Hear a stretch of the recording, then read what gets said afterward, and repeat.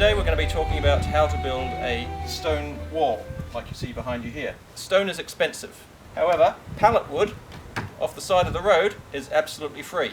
So what we're going to have a look at today is how to make a stone wall look like this, or a stone looking wall like this, out of pallet wood for nearly free. Okay, so I've broken up my pallet and I've got this really nice pile of oddly shaped pieces in front of me here. And what I've started to do is lay them out on this offcut of plywood, which I'm using as my backing board. So I'm kind of like jigsawing them out in a combination of large and small pieces, some blocky bits, some sort of really odd organic shapes here just to sort of go in between. And it gives it that really nice, not too uniform look that these stone walls have. So the drier the pallet wood, the better. You know, the longer it's been out in the sun, the less moisture in it that's got in it, the better, because the more it's going to break up and snap into these really interesting shapes. After I've laid out my pieces on the board, I'm simply using a liquid nails glue to glue them on. I sometimes find I have to use screws to secure some of the larger pieces. So now that we've got our board prepared, I'm going to mix up the paint, ready for painting it. So this is just white acrylic. It's housing paint, had some left over from a job, but this is probably what's going to cost the most for this job, because you will go through quite a bit of white paint to paint, you know, depending on the size of what you're wanting to do. So white acrylic housing paint, simple black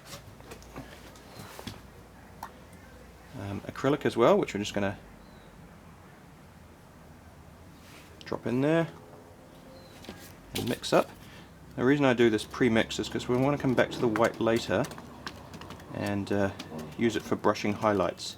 And now our paint's nearly ready for the last part of this mixture. Sand. I just went to the local hardware shop, building supplies, grabbed a bag of sand, dump that in, mix it in like so until it's nice and chunky. And here we are laying on the paint. Now you want to do this flat because this stuff goes on pretty thick and it will just run off if you try to do it standing up.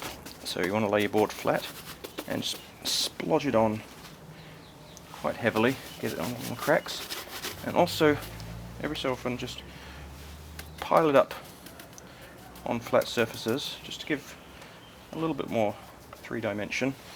Try to disguise the fact that it's just flat wood, because that'll dry nice and crusty and maintain that stony texture.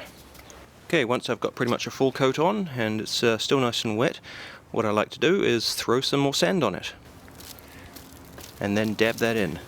That'll give you a nice fine texture on top of the lumpier texture you've got already. So there's the board with the first coat of paint on it and texture next to the finished board. As you can see, a bit of a difference there. One's looking nice and varied and organic and one's looking very flat. So now let's do something about that. So the first thing I'm doing is just brushing in some super watered down acrylic paint, just nice dark brown acrylic.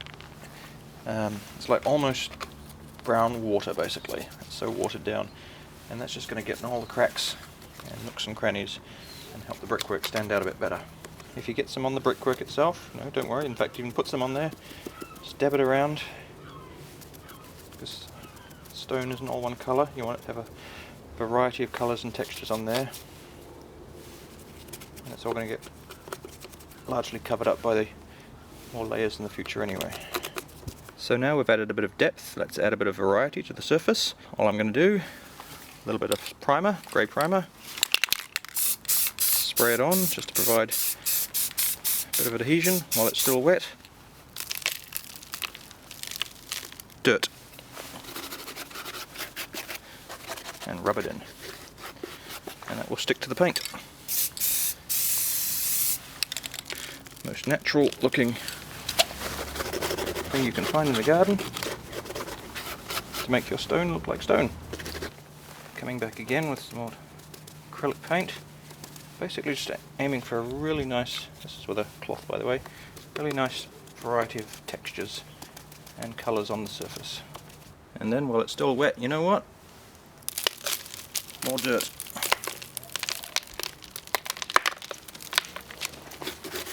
Basically all sorts of junk, dirt, natural stuff that might have piled up on these stones over time. As you can see, once you've dabbed, brushed, rubbed, thrown dirt at it, done all that process, the two boards are starting to match each other a little more closely. But as you can see, one still has more highlights than the other, and that's the dry brushing, which is what we're going to do now. Basically that's taking a nice soft brush with a bit of white paint on it, your white paint from before, and on a spare piece of wood, brushing off most of it. So you've just got a little bit of paint left on the brush.